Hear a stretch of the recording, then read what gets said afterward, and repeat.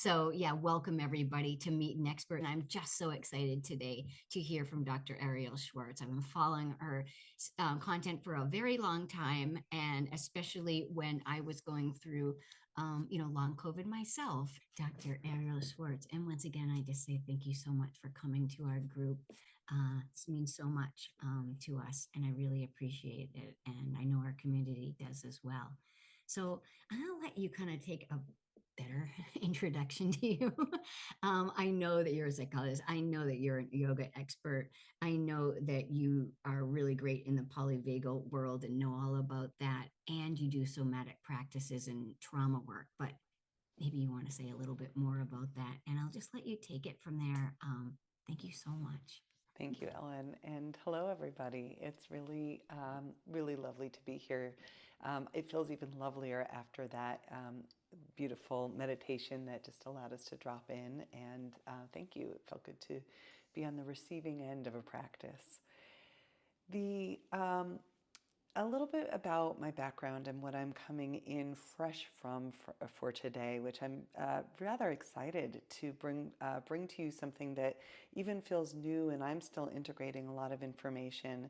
But I've been a somatic psychologist for 30 years, a yoga teacher for 30 years, a trauma treatment expert, and also, I specialize in something called applied polyvagal theory, and basically kind of working with the physiology of our bodies in this kind of core understanding that when we look at what contributes to the primary symptoms, whether it's chronic health symptoms, whether it's illness, whether it's mental health symptoms, those core symptoms are often rooted in imbalances within the autonomic nervous system.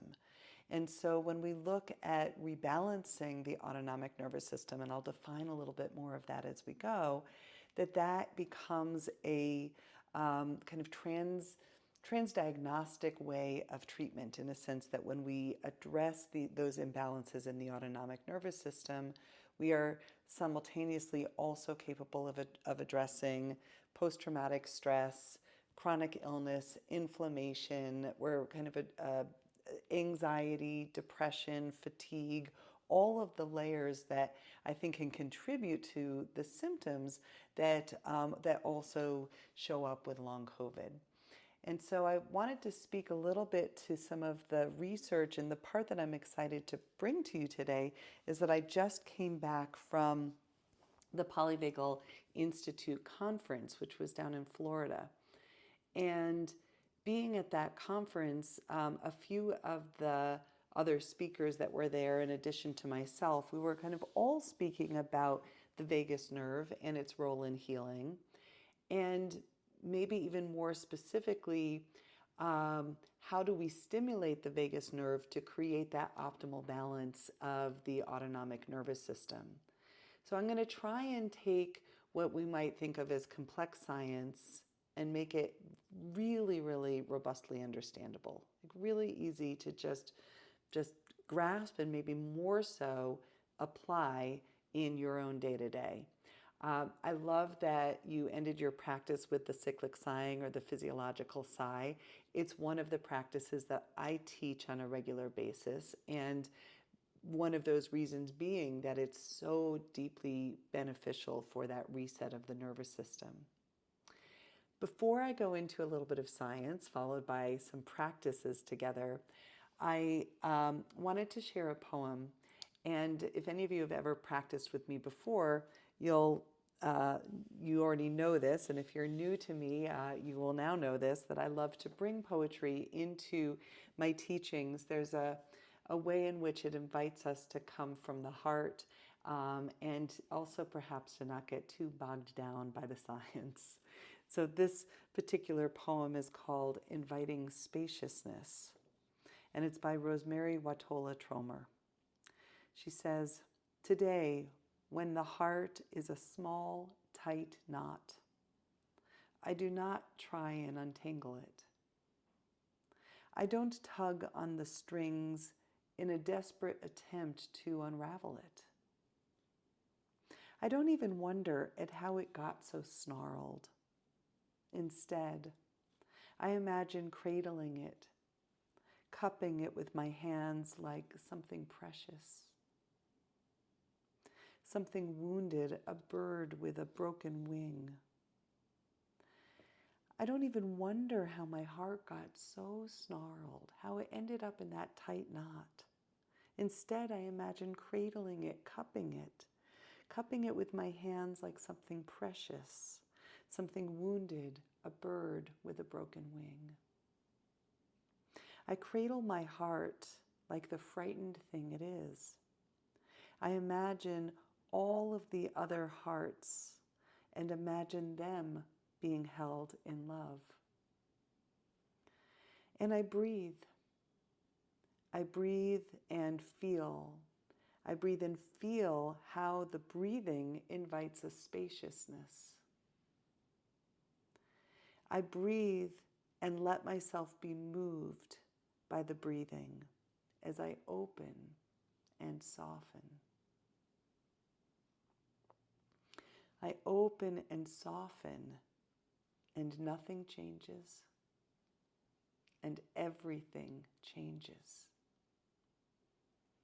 The heart, still a knot, remembers it knows how to love.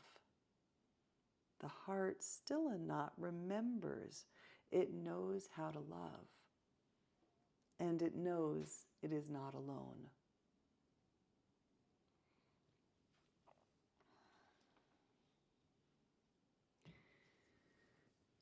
So perhaps taking a breath and being with how those words touch you, or letting it go if it's not relevant.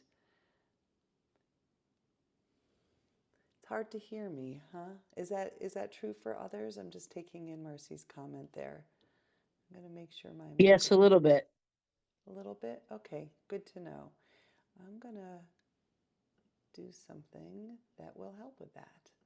How is that? Did that improve things? Yep, I did a little bit. Thank you. Okay, good. All right. I have powers to shift audio input and output. All righty. Well, still hard to hear, Marcy? I think that might be on your end then, because I think that I'm coming across. Yes, good now. Yeah, I have no Okay. problems either. Okay. All right. Um, so I was invited by Ellen to come in and speak a little bit, not only on the vagus nerve, which I will speak about, but also on the topic of resilience and post-traumatic growth. Resilience can sometimes be a tricky word, right?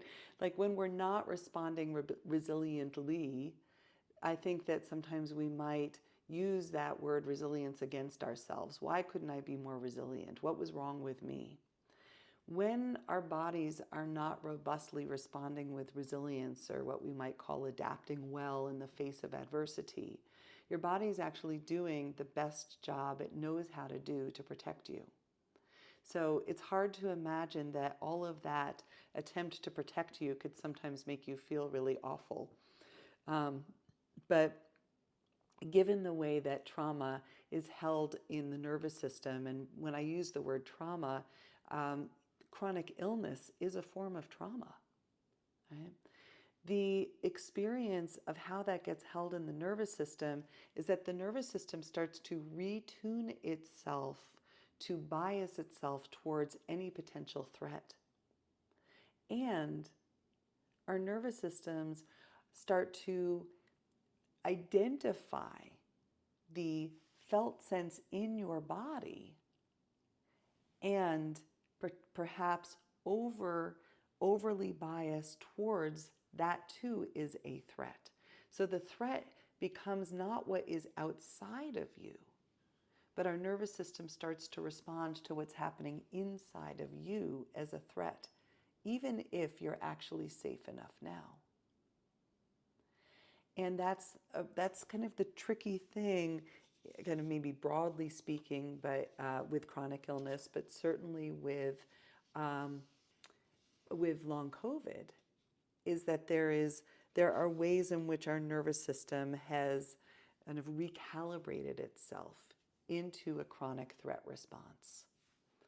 There was some early research that I had come across that not only links vulnerability to long COVID to the virus and how, cytokine storms or how the virus is impacting the vagus nerve, and I'll speak about that, but also a greater likelihood to that individuals with a predisposition towards this might have had earlier trauma exposure, perhaps that which is also held within the nervous system and leaves us to be kind of extra susceptible to some of these autonomic nervous system imbalances.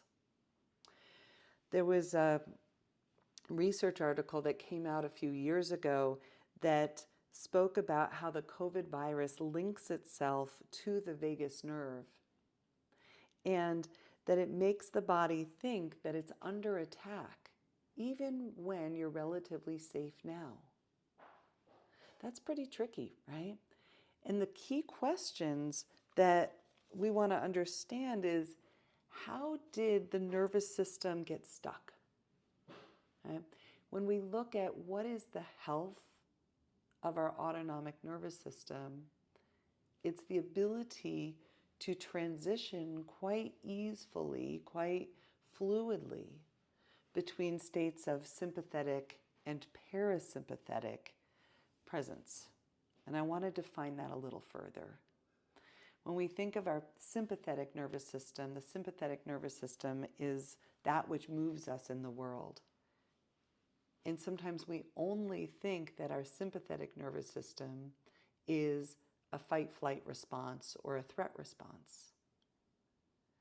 That's just one expression of the sympathetic nervous system, would be in self-protection in response to threat.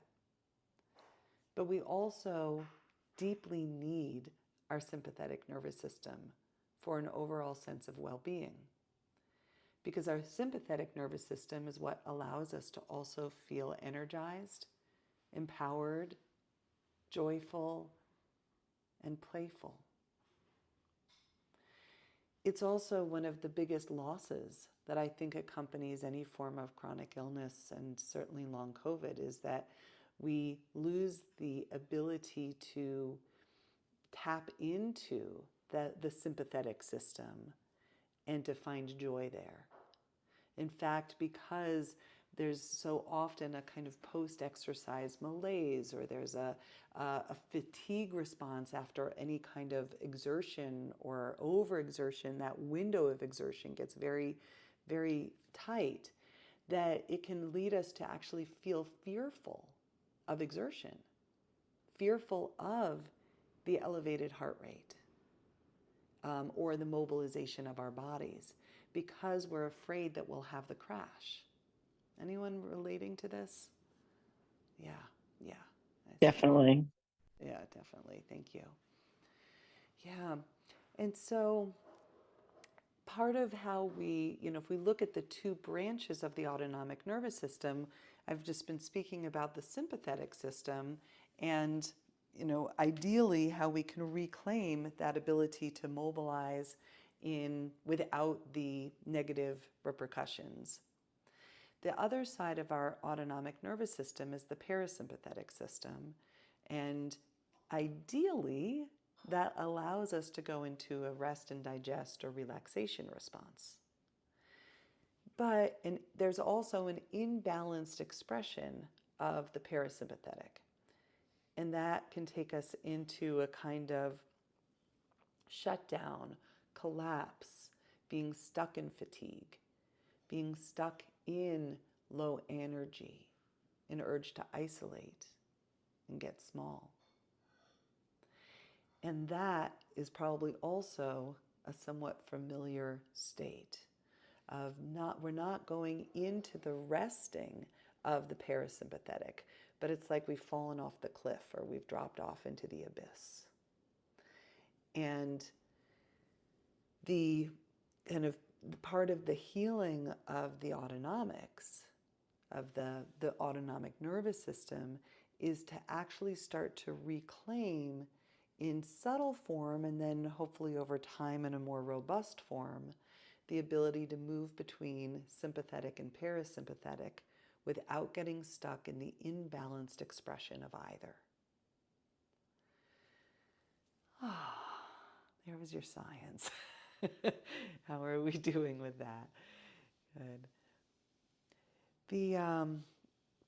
There's another phrase. When I was writing, I wrote a book last year that it's called The Applied Polyvagal Theory in Yoga. And a lot of that purpose of that book was really to study how do we heal the nervous system and some of the ancient practices that have a lot of research and scientific evidence-based support. But a lot of the practices we can find in, 2,000-year-old yogic texts. So it's nice to know that we're kind of onto something here. And one of the quotes that I use in that book is a quote from the World Health Organization, who says that health is not defined by the absence of disease. Rather, it is recognized by the presence of well-being. So even, there's two sides to this quote that I want to lean into. One is that so many of our treatment modalities out there are trying to focus on how do we get rid of symptoms. And that's good. We would like to be symptom-free. But even if we're symptom-free, it doesn't necessarily mean that we're happy. So there's this kind of flip side of this equation, which is even if we can't be symptom-free, could we also cultivate a sense of happiness? And how do we do that? Well, perhaps rather than focusing on removing the cause of the symptom or the distress or the disease, what happens when we shift to focusing on cultivating a felt sense of well-being? So one of the speakers that was at the Polyvagal Institute conference that I'm fresh off the heels of is a man named Steve Cole, and he's been researching how do we treat inflammation for probably 30 years of his career. He's been researching how do we treat inflammation. And of all of these years of study, the most robust factor that is linked to the reduction of inflammation is happiness. Look at that. But it's not just any kind of happiness. It's eudaimonic happiness. And I'll define that. It's a fancy word. But it basically, if we contrast the two kinds of happiness, there's hedonic happiness and eudaimonic happiness. And hedonic happiness is happiness based on personal pleasure. We like some of that. We want to feel good. I like my cup of tea, right? That brings me a little bit of hedonic happiness. And yet, hedonic happiness is not what links to the reduction in inflammation. But what is eudaimonic happiness? It is the happiness that is derived when we are connected to a purpose that's larger than ourselves. When we are feeling a deep sense of connection with others and a deeper recognition that our presence is an essential part of the whole. It is one of the reasons why so much of my work at this stage in my career is focused on group spaces.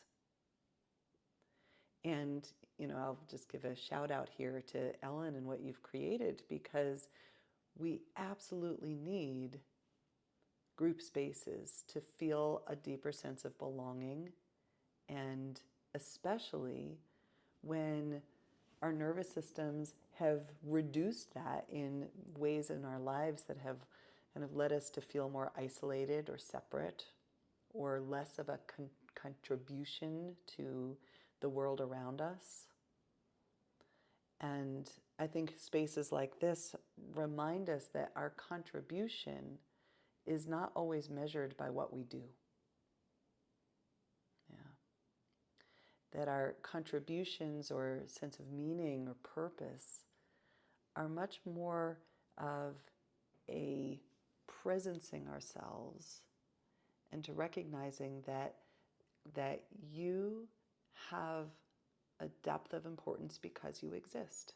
Like that's purely, like it can just purely be that. You don't have to earn your purpose. You don't have to fight for it. You don't have to earn your place in this world, your beingness.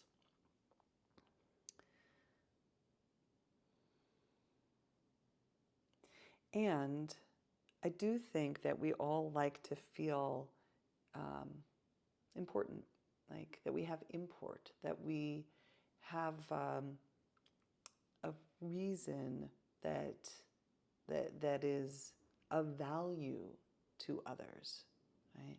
We need to feel that sense of deep value that we can bring, and that value can really be showing up in these ways for yourself and for community. Right? A community doesn't exist unless you all show up, so thank you. Yeah. When I look at the definitions of post-traumatic growth, and I write a lot about this in my work, and sometimes I have to reframe that it's not always after the trauma, because sometimes we have to just grow in the midst of the trauma, and then we reframe it as peri-traumatic growth. How do I grow even if I'm still being exposed to challenge? But here's the definition. It's the belief in our ability to work through feelings of terror or rage, of shame and despair, and to know that we can ultimately discover a greater sense of freedom, a greater sense of wisdom, strength, and peace. So it's about building a deep trust in yourself that you can be with difficult emotions and not become stuck in them. That's what ultimately helps us to grow. And coming back to the nervous system, that when we're in what we'll call those imbalanced expressions of our nervous system, whether that's being stuck in sympathetic or stuck in more of a shutdown parasympathetic, either of those, any nervous system state for that matter, is, kind of carries within it certain emotional tone, certain memory experiences, tenderness, vulnerability. And Ellen, in your, guiding practice to get us started, you really leaned into the power of self-compassion, the importance of that. It's such a key element to post-traumatic growth and resilience. How do we turn towards ourselves with kindness, even when we're suffering, even when we're hurting?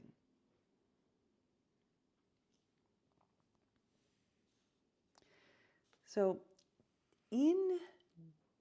broadly speaking, our nervous systems are built for rapid change, right? Think about animals in the wild, right? If, a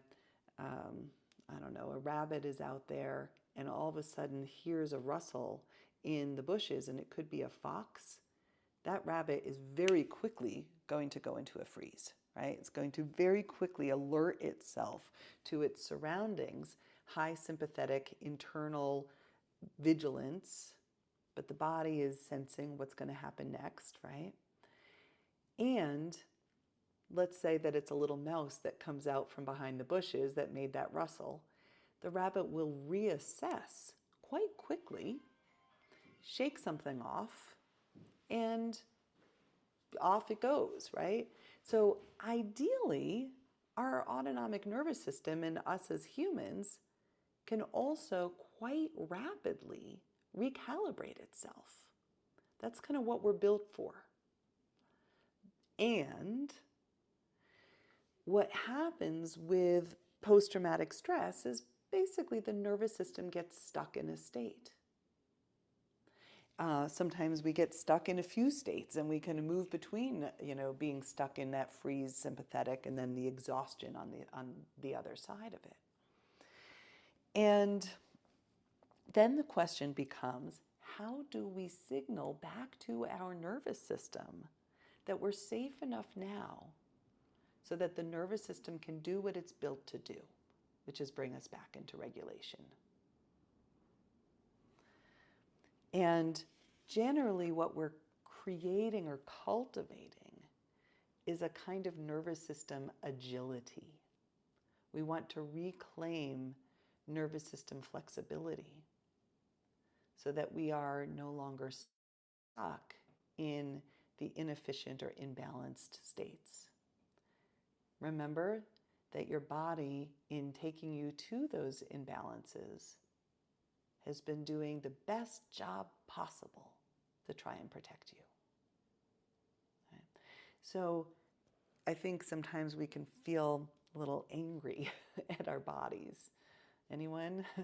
Right? Like, how could my body betray me? And even just this recognition, oh body, you have been doing everything to try and help me survive. This wasn't a betrayal, right? But it sure can feel that way sometimes. So how do we heal and reclaim nervous system flexibility? The ability to move smoothly between sympathetic and parasympathetic. The first, perhaps most important, and we'll come back around to this idea of eudaimonic happiness and a sense of meaning, but the first and most important would be relational connections accompanied by a sense of safety. Our nervous systems are wired for connection. And when we receive the cues of safety from another, our nervous systems are wired to respond. So what are safety cues that we get from others? A warm smile, a welcoming face, cues what we'll call vocal prosody, but basically the kind of warm voice, the same way that you would talk to a beloved pet, right? Or a loved one, right? It's so good to see you. Oh, or come right here, I've got you. Ah, right? Those vocal cues come right in, nervous system to nervous system. Our body language. So we can hopefully allow ourselves to be nourished by each other. It's one of the things that has been kind of profound, actually, about Zoom and being able to connect remotely like this. Because one of the delicate elements that accompanies kind of post-COVID era, if we want to put it that way, is that social connection got linked to threat. And there is still this feeling, in a sense, of if I expose myself to other people, it could be problematic. So we get to be in social connection and literally remove the threat component, right? And you might even notice in your own body, how does it feel to be invited to sense the social connection that's right here and now as part of community? When invited to sense your own body, your body might be giving signals that say, yay, this does feel good and nourishing and safe, or safe enough. But sometimes it's not that fast, right? Sometimes what happens instead is it feels vulnerable to really let myself feel connected. Or it feels inconsistent, and so I might grieve the fact that I have a moment of connection, but then I'm back by myself. What I've learned over the years about how our nervous systems heal, in a sense, is by truth-telling, by being congruent with what is accurate for you. So if what comes up is not yay nourishment, but ooh scary or vulnerable or grief, or am I really welcome here? Be gentle with that. That too gets to be folded and is included as part of community. Other things that help us heal and recalibrate the nervous system. Something that we'll refer to here broadly as vagus nerve stimulation. Vagus nerve stimulation are ways that we can interact with the vagus nerve and bring in cues of safety so that the kind of non-conscious ways in which our nervous system is taking us into threat response, we can put ourselves back in what I'll call the driver's seat of the nervous system, recognizing the threat response, whether that's vigilance or shutdown, and come back into more balance. Ways that we stimulate the vagus nerve: conscious breathing, self-applied touch, and working with specific areas where the vagus nerve comes close to the surface of your face and your neck. And we'll do those here together. So anytime I offer a practice or an exercise, it's optional. And I'd love to invite you to just see if you want to engage in the practices. How does your body say yes or no? And you can do some and not all. So that's kind of what I'll offer here. And the first invitation that I'm going to bring is just to kind of wake up through your palms. Our hands are going to be our natural vagus nerve stimulation devices. And there's also, bioelectronic devices out there that, you can spend money on, and they're valuable. There's lots of research behind them. But sometimes we also just have what we have with us, which is right here. And I'm going to invite you to bring your hands to your face and just to start to make contact across your forehead, between your eyebrows, across your forehead towards your temples. And allow this to feel good. You might move up towards your hairline, your scalp. If you've ever, for me, when I go and get a massage, they get to the head and I'm like, you could just stay there the rest of the time. It feels good, right? It's okay to mess up your hair, right? Just allowing yourself to go towards what feels good. Maybe moving across your cheekbones towards your ears and your jawline. Waking up the feeling of your face. The vagus nerve has extensions that go into the eyes, the ears, the muscles around your mouth and eyes. And the vagus nerve gives us the feeling of the face. So even waking up the feeling of the face is waking up your vagus nerve.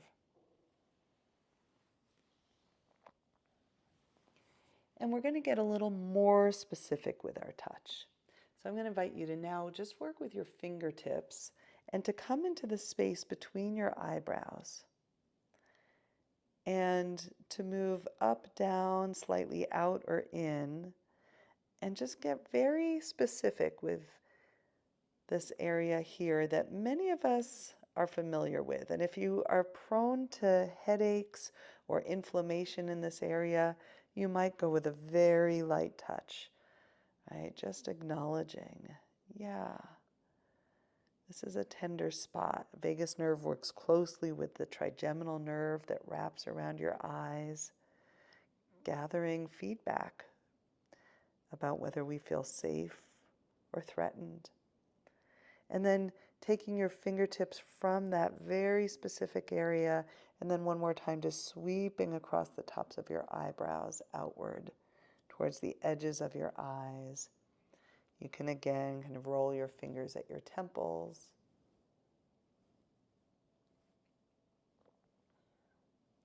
And then we'll go into the next area of specific touch. Again, fingertips from bridge of nose out along the tops of your cheekbones. And if your eyes are open, you're going to kind of pause your fingertips right underneath your eyes as if you were looking straight forward. And then feeling around here, maybe circular movements up, down, side to side. And because we're not working, these are little acupressure points, but we're not working with acupuncture. We're not working with the tip of a needle. So your fingertips are broad enough that you'll get into the spots that we're working with. But just allowing yourself to find some circular movements, massaging any tender spots that might sit here for you along the tops of your cheekbones.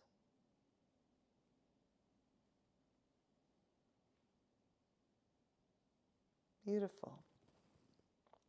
Next point of contact, again, fingertips, just to the outer edges of your nostrils, and then sliding the tiniest bit outward, like a quarter of an inch, and feeling your way into any tender spots here. It can be nice to move your fingers up, down, side, side. You can choose how much pressure or how little pressure.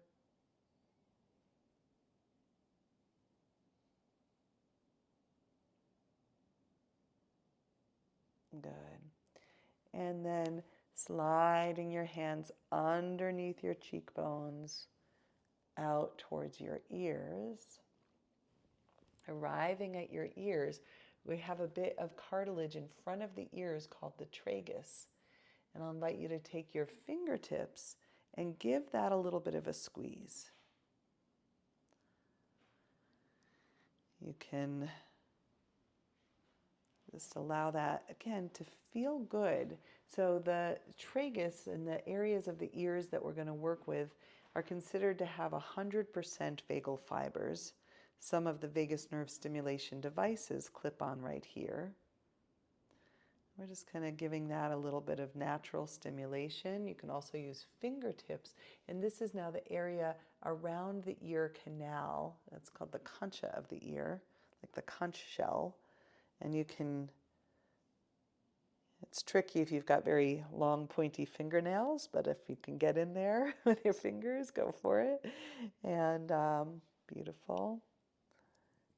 And then it can feel good just to let your finger kind of hang in the earlobe and let your ears be heavy and open and close your mouth.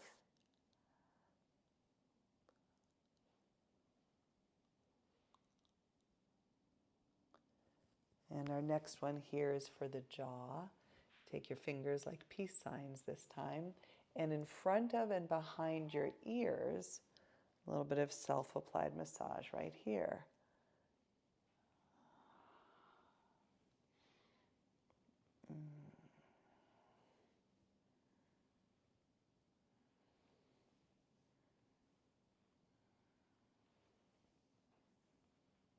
Good. And then our last two here, this one's going to be on the SCM of the neck. So the vagus nerve travels right alongside the carotid artery, and you can just sense that with a little bit of light palpating touch. We'll do one side at a time. Right next to that is a very strong ropey muscle that's called the sternocleidomastoid, but it's if you lean your head, sometimes you can get that muscle to stick out. You can feel it. And we're going to go from the top to the bottom and just little pinches as you can pinch and drag down. Pinch and drag down. Helpful for releasing the jaw, for neck tension, and getting a little bit more blood flow to the vagus nerve in the neck. All right, and then we get side two. Again, you can palpate around the vagus nerve as it goes down next to where you would sense your pulse. If you're going to take your pulse, you're right on your vagus nerve. Then next to that, we've got this ropey muscle. You want to kind of grab that and start at the top and just kind of little drags down.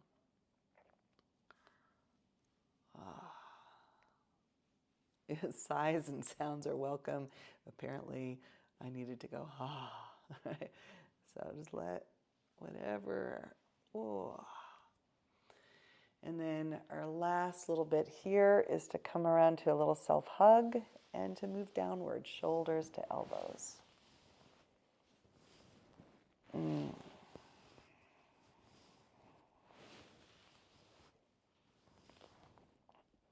Beautiful. And then in a pause, in the kind of worthy pause here, just let your arms rest. Let yourself notice for a moment, how does it feel to be you now? Sometimes we notice subtle things like a subtle change in temperature, or the energy level shifts a little bit. Level of alertness, sensing whether you're thirsty or hungry. And I'll also invite you, before we come in and check in as a group, just to take a moment to not only feel how your body feels, but also perhaps to kind of envision that this feel-good experience gets to radiate out from your heart. It doesn't have to go too far, right? You get to be in charge of that reach. But maybe gets to extend to just one other being. It could be your cat, your dog, family member. And maybe you expand it from there out to this community or to others who are suffering in a similar way. And from your heart, I invite you not only to wish yourself well, but to extend that well-wishing outward to another.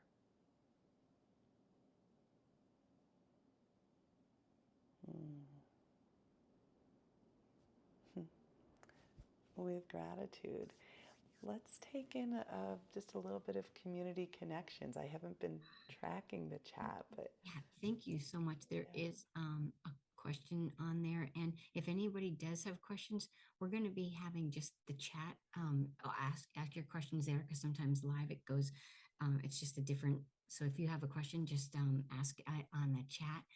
But Dr. Schwartz, I mean, the heart is just so that loving kindness at the end, but also everything that you described was my experience. And I'm sorry, but I've never heard it explained in this way. And yeah. I just thank you so much for, Oh. anyway, go ahead. Anybody has a question? Who has? Oh, Ellen, I'm so touched by your tenderness and your willingness to be vulnerable. It's honestly the most incredible thing we can do as leaders is to show up as humans first, right? And so thank you. That's really where I just want to lean in, is to say thank you for that moment. I'm going to go ahead and read JK's question from the chat because I've caught it here. Yeah. A quick question. Let me move this. Okay. I have CPTSD as well as long COVID. And JK, I'll just start by saying profoundly common combo, right? And so you are, by all means, not alone in having both. And in some ways, it's really important that you know that, right? Because that's ultimately what allows you to heal, is that you can attend to the trauma component of that can be contributing or loading, as we think about it, those symptoms. And you said, I'm struggling to feel the safety, which I know would be so good for my active long COVID alarm system. And in some ways, I feel like the practice that I just brought here today, and some of what I spoke to, perhaps even after you put that question in there, might be leaning into that question of how do I reclaim a sense of safety? And I think that global safety can sometimes feel very hard to achieve. It can feel like it's a unicorn out there, or that it's just too big of a chunk to try and accommodate or make sense of. So when we look for safety, I think we often need to start super, super small. Like, how does it feel holding my tea? The warmth of the cup in my hands, the taste of it. How can I orient to one cue in my environment? My flower, the light coming in through the windows, one cue in my environment that I could just focus on that one cue and perhaps not go for 100% safety, right? We don't have to move the dial from 100% vigilance to 100% safety. We can move the dial 10% or 2%. That in itself is going to start to accumulate, to add up, to make a difference. So we might start to experiment with what brings in just a little bit of safety, just a little bit. One of my favorite little, I don't know, kind of nervous system experiments is if it feels unsafe to close my eyes, like I'll fall off into that abyss, or there's just too much interoceptive feedback and buzz and stimulation in there, then we can just block a small portion of the visual field. We call this binocular occlusion. It's got a fancy name, but you take your fingers and you place them right in that spot between the eyebrows and then let them come down diagonally, so that when you look forward, there's just a little bit of less visual stimulation. And even though it's subtle, reducing the amount of visual sensory stimulation can actually be taken in by the nervous system as a cue of safety, because our eyes are one of the most expensive metabolic organs in our bodies. And they work really hard to help us navigate, is it safe out there? And it's a little bit of a cue to our eyes to say, maybe right now we don't have to be quite so vigilant. And gently, slowly, as you remove your hands, see if you can sense even the most subtle little nervous system signal that comes in. It's pretty remarkable for me how just that one thing brings in another 10% of, wow, I feel a little calmer inside. And sometimes calm is a better word than safe. We can play with our language. But hopefully, JK, that helps. Let's see. I've got time for one more question. So I will, I got the feedback of the poem. I'm glad that was nourishing. And I've wondered what predisposes those of us with long COVID. I don't have any ACEs, but probable transgenerational trauma. I think it's a really worthy question that you're asking, because we know that the transgenerational trauma can show up in our epigenetics, and it can shape or predispose our nervous system. ACEs are adverse childhood experiences, and generally we can kind of assess them on what's called an adverse childhood experiences scale. And it basically is referring to whether there was childhood abuse or neglect, or substance abuse in the home, or violence in the home. And I actually really like the SSP. So this is the other question from Cindy. What are my thoughts on the Safe and Sound protocol? And there's a new one called the Rest and Restore protocol that accompanies it. That's about the lower vagus and really deeply going into deep relaxation. But generally, when we have a history of trauma and we're working with something like the SSP, and again, even if we don't have a known history, but we have, I'm going to say long COVID is trauma. I'm just going to say that. But when we're working with the SSP, it's great to work with a practitioner who's really tracking your nervous system, because we want to stay in a really good modulation zone. SSP, again, is the Safe and Sound protocol, or the Rest and Restore protocol, and it's by a group called Unite, UNYTE. Ellen, I wanted to say thank you for having me. Oh my gosh. I mean, Yeah. the exact just the way that you put things, I understood about, the warm voice that you have, and the body language and all of that that people can look for in subtle ways with the people around them, and even kind of educate people on what makes you feel safe. If you get a Yes. loud person in your family that comes charging in, you might say, what makes me feel great is if you could soften just a little bit, and stuff like that. If someone is a hugger that likes to really be, how about a gentle hug, and so it's kind of fun that you can use these in a way that we can actually also, set some boundaries, but also, talk about things that are helpful to us. So amazing things that we learned from you today. And then just the way you explain this post-traumatic growth, and, how the autonomic system works, and what, we didn't do anything, but you're saying that despite anything that happened in our lives, the trauma of having long COVID could have been our, the biggest trauma that really put our nervous system. So it's not anything anybody did, or I used to feel shame for getting this, like, why would this happen, and I think that's why I'm here today, because it's just like there is no shame or blame or anything.